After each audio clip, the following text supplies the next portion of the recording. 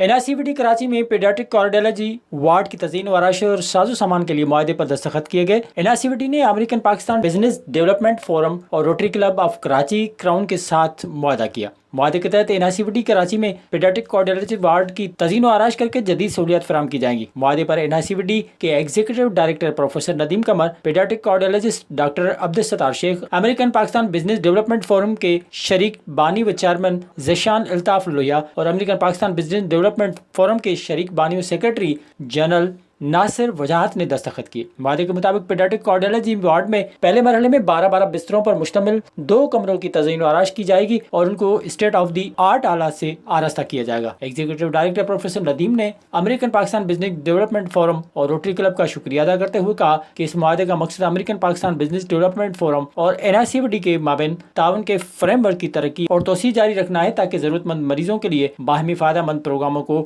فروغ دیا جا سکے۔